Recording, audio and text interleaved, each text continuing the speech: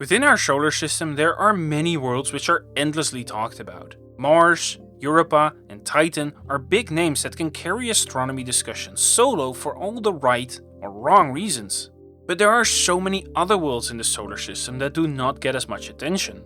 The Jovian moon Callisto is probably not among those popping into your mind when thinking of interesting worlds in the solar system, and for understandable reasons. Callisto is a desolate, airless, cratered world and does not immediately stand out as particularly noteworthy. But regardless, I think Callisto is a pretty cool world, and as such, I'ma do an episode on it. Can't stop me, it's my channel, let's talk about Callisto.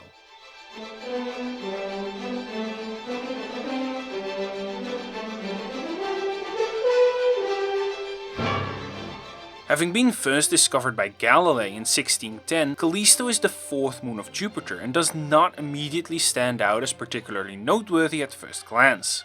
It's fairly large, the third largest moon in the solar system in fact, but whereas Ganymede and Titan stand out as moons that are larger than the smallest solar planet, at 4,820 kilometers in diameter, Callisto is still ever so slightly smaller than Mercury, so it's not that remarkable for its size aspect. With a mass of roughly 1.5 times that of the moon, Callisto at that size has a very low density of 1.84 grams per cubic centimeter, suggesting that at least half of its mass is water ice. Though this too is relatively unremarkable, as moons like Oberon and Thetis might have over 90% of their masses be water. Additionally, as the fourth moon of Jupiter, it is not part of the 1 to 2 to 4 inner resonance chain involving Io, Europa and Ganymede. Instead, it's in a distant, non-resonant orbit around the planet, and while it may eventually be captured into the chain extending it, this is likely still over 1 billion years off, so at least for now, its orbit also is rather unremarkable.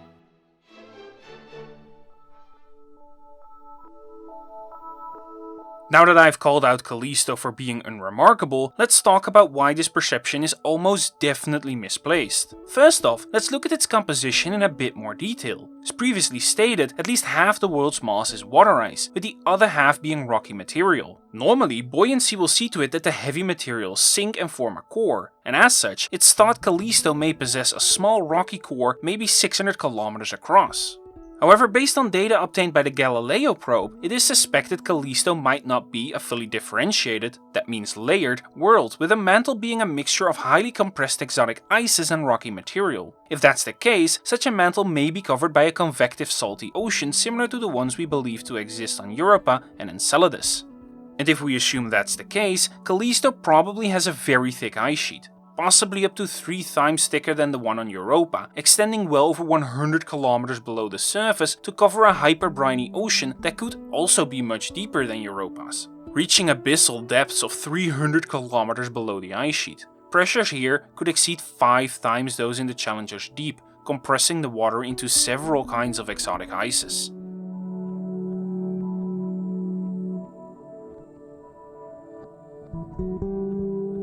While current data is neither sufficient to include nor exclude the existence of such a subglacial ocean, the surface or crust of Callisto is most certainly composed of frozen water ice. With a surface temperature of roughly 140 degrees below zero, liquid water cannot exist here, so instead it forms a global glacial layer as previously described. But despite being made mostly of water ice, Callisto's surface is actually one of the darkest in the solar system. Not exactly what you would expect from an icy world, as these are normally bright and reflective bodies. The reason for this becomes immediately obvious with a glance at the Callistoan landscape. It's heavily cratered, the most cratered body in the solar system in fact. Over billions of years it's been impacted hundreds of thousands of times, and the crater density on Callisto is so high that it approaches saturation, with any new impact tending to erase an old one. When a meteor hits low-gravity Callisto, it splashes apart like a paintball, covering the surface with rocky debris and dust. Over billions of years this has piled up and covered Callisto's ice in meteor dust, creating a very dark surface with only few areas still displaying bright ice.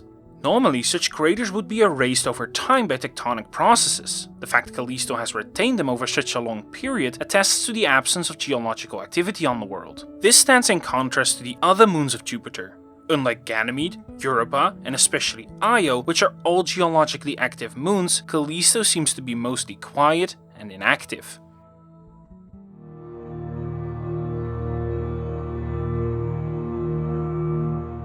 The inner three of the Galilean moons, Io, Europa and Ganymede, form a resonance chain. The mechanics behind it are very interesting and I go into more detail about it in my video on orbital resonance, so go check that one out if you want to know more. But for now, all you need to know is that for every one orbit of Ganymede, Europa completes 2, and for every 2 of Europa, Io does 4.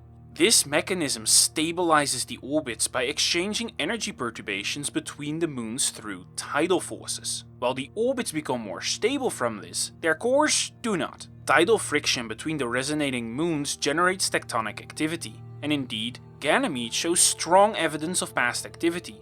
Europa has active ice tectonics, and Io is, well, Io is Io. But Callisto is not a part of this resonance chain, and as such has never been subjected to significant tidal forces that could generate enough heat and friction inside it that could power geologic processes.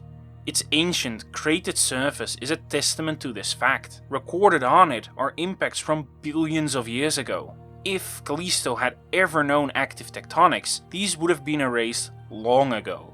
Instead, due to not being included in the resonance chain, Callisto has failed to sustain any tectonic activity, and if it ever did have any, they likely shut down soon after it formed.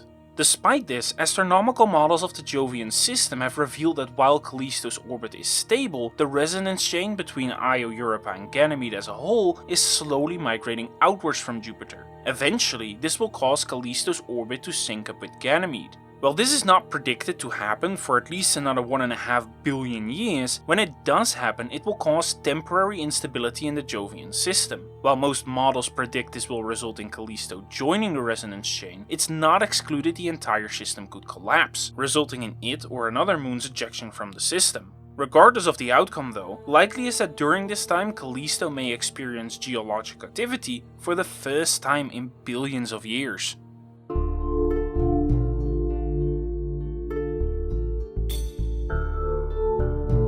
On the moon's surface, many features of interest are preserved. As mentioned before, many of them are ancient, with some of the oldest craters being estimated at over 4 billion years old. To get a sense of how long ago that is straight up from before and during the late heavy bombardment, which seeded the young Earth during the early Archean eon with water and amino acids. The entire history of life on Earth has elapsed since then, and Callisto still bears these craters. Scars from a bygone age. While some features on Mercury or the Moon are very ancient themselves, very few solar system worlds can rival Callisto in surface stability. Surface features on Callisto are named from northern mythology, bearing Norse, Icelandic and Inuit names. By far the most prominent are its large ringed craters, remnants of particularly violent impacts, 3 of which measure over 1,000 kilometers across. The largest of them is this monster, aptly named Valhalla. It is a multi-ringed crater that is over 3,000 kilometers across, making it the largest known impact crater in the solar system, by some margin.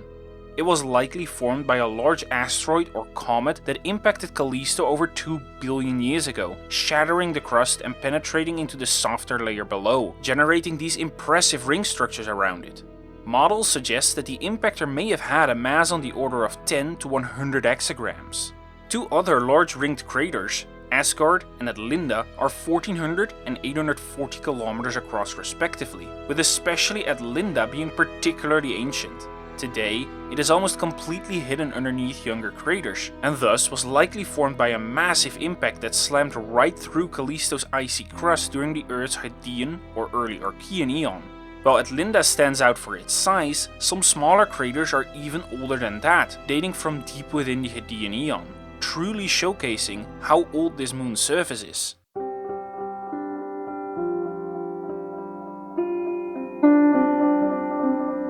In summary, Callisto is most certainly not unremarkable.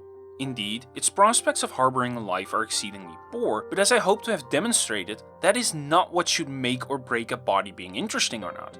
Because despite it, it's got plenty of scientific allure surrounding its unresolved composition, its dark surface, as well as having some of the largest and most ancient craters of any body in the solar system. Additionally, a 2003 study by NASA named Callisto as one of the most suitable targets for a base in the outer solar system. As Jupiter's furthest major moon, it's mostly outside its radiation belts, which provides safety. Its low gravity would allow it to serve as an easy hub for spacecraft heading deeper into the solar system from there. And there's plenty of water there, which could be decomposed into hydrogen fuel and breathable oxygen. That original study named the 2040s as a plausible time frame to establish such a base. As of 2025, this assessment is likely to still hold true. Who knows, maybe in 20 years we'll have a base on Callisto, which would definitely make it a truly remarkable world. Anyways, thank you guys so much for watching, and if you enjoyed the episode, go show it some love by hitting that like button, and if you haven't subscribed yet, hit that subscribe button for more content like this. I wish you all the very best for 2026, and I'll see you all in the next year.